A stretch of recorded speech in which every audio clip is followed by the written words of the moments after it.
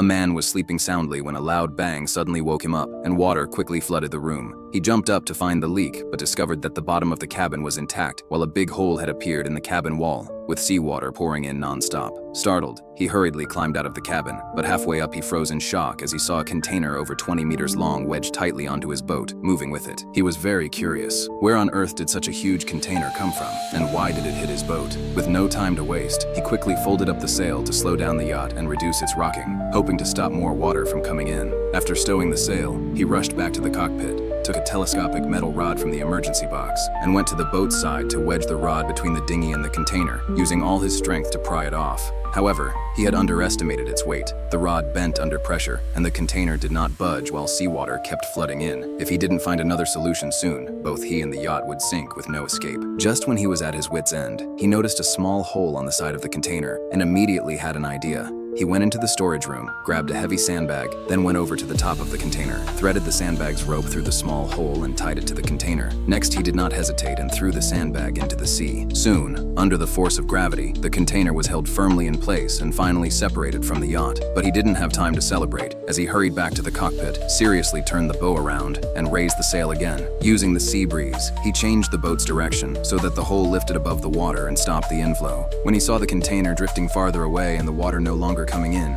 his anxious heart finally relaxed. While it was still early, he skillfully mixed his materials to quickly prepare a stronger glue, knelt by the boat, and patiently brushed it on the wall to fill the hole. To his surprise, after working all day, he found the repairs were far more than expected, and with his legs shaking from exhaustion, he quickly grabbed a can and ate heartily. After eating, he had no time to clear the remaining water on the boat and collapsed onto the hammock, planning to rest a while and resume work the next day. Early the next morning, he returned to the boat to continue the repairs by applying the glue he made the previous day to the remaining gap and filling the cracks with spare materials, finally sealing the split completely.